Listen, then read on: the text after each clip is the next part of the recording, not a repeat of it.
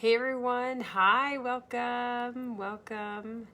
So I wanted to talk about, like, there's been, I can't help but share about Black Lives Matter and discrimination and things that are happening in our country and our world, and I can't just turn the other way. And there's many things I want to say about this. And so today I really want to focus on in the organization, one of the organizations that I'm active in, all of their leaders of color came together and gave, kind of their experiences and their discussion and their viewpoints and what's going on in the world and what people can do. And we come into that space oftentimes of what do I do? What do I do? What do I do? And not knowing what to do. And I think part of it is touching in with ourselves and figuring out, who we are, right? Who are we and what are we called to do? Because some people are activists. Some people need to be on the streets and being activists. And other people, which is more like me, I don't have a need to be an activist. Like, I've done that before. It's not like I'm against it by any means, but I'm much more of a connector. I'm a one-on-one person. I connect with other people. And I'm not out on the streets yelling and lending my voice to that. I would much rather learn from other people. And so all of it's necessary, though. All of it's important. And what I want to share with you is the importance of dealing with the starting point from my standpoint. One of the major starting points, hi Christine, is to deal with the discrimination that lies within us. And we all have it, and we are all unaware of the depth and the level in which we have it, because so much of it has been throughout our culture and our society, and it's systemic, and so we're not necessarily aware of it.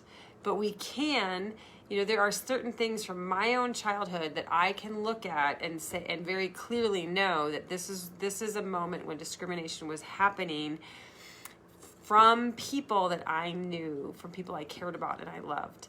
And so it's really important that we look at this discrimination that lies within us from two different aspects. One is if we've witnessed discrimination, if we've witnessed it of somebody else, because children are born with a sense of justice, that children are born with a sense of there's something wrong with that. We can't necessarily put a voice to it. We can't necessarily know what to say about it.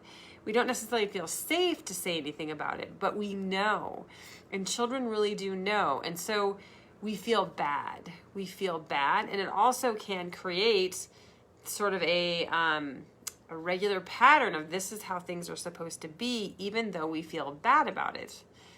And, I grew up in like the 70s and the 80s, and discrimination was still rampant. It was still rampant. Obviously, it still is rampant today.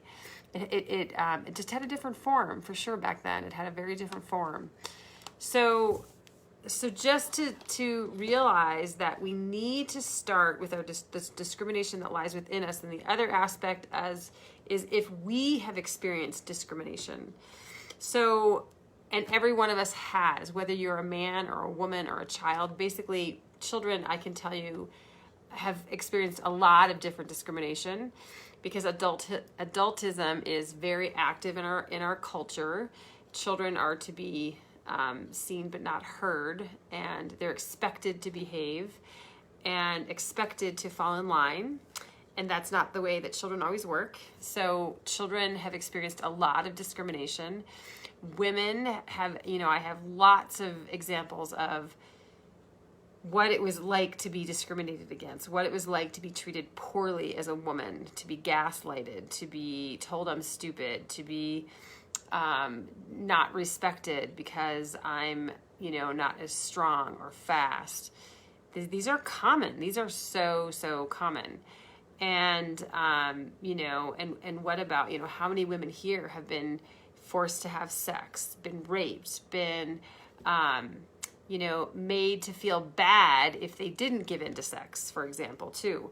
Lots and lots of examples of that. And we have a ton of them. And even men have ways that they've been discriminated against, especially, again, if they're As children, all children have been in some form or fashion discriminated against. I am certain of it.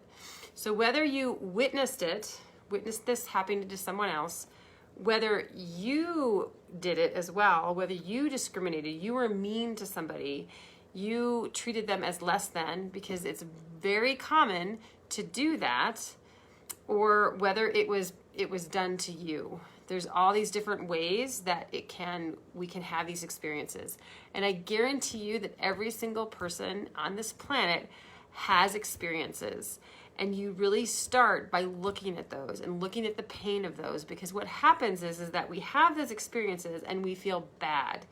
No matter if we were a perpetrator and we feel guilty, or if something happened to us that was discrimination, and we feel bad about ourselves, or we're angry. There's all kinds of different feelings that might be happening in that time, at any point in time, and it can cycle through too. So those feelings of when we've been discriminated are feelings that get in our way of actually taking fruitful, beneficial action that is true to us. And again, whatever that might look like for you, because we get to have action, take action based on who we are and what we feel comfortable with.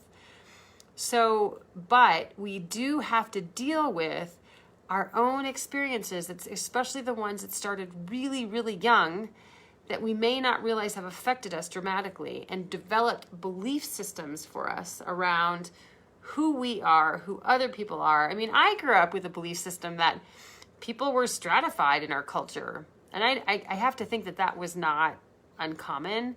I mean, I unlearned that pretty young too, because it did not feel right to me. And it felt horrible to me to look at people that way.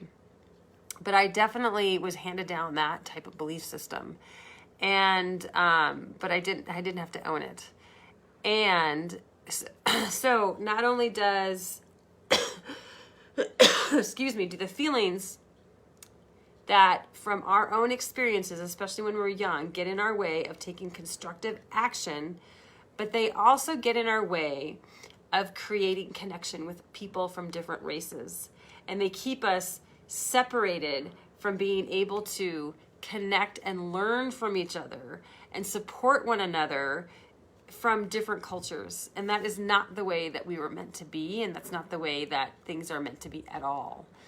And so those are the things we need to look at. So if we want to make change, and whether you're looking at change at a macro level, at the cultural society level, or the government level, at the legislative level, or whether you're making change with your neighbors or within your family, then you can benefit, like you become more effective at making change when you can look at the discrimination within yourself, the discrimination that you have experienced, or the discrimination that you have done to others, or that you have witnessed. Those are all extremely powerful, because that history keeps us locked into a set patterns of behavior that are really challenging to move us forward in a way that is supportive of societies that can do well together, societies that can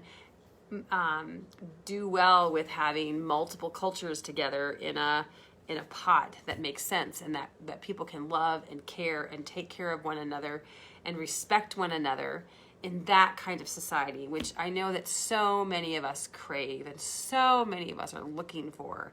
I know I'm someone who's looking for that. Let me know and say me in the comments if you're also looking for that.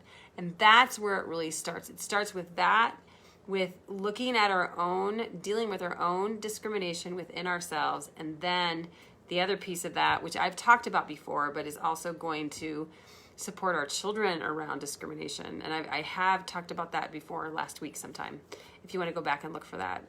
So I wanted to share those thoughts with you because they're so important. And share that with you. And I'd love to know your feedback on that. What are your thoughts on that? Maybe you don't agree with that. Maybe you think that action is the first thing that has to happen. I don't know. So let me know your thoughts. I'm so happy you made it here today, and I look forward to more. Okay, have a beautiful, amazing day. Bye.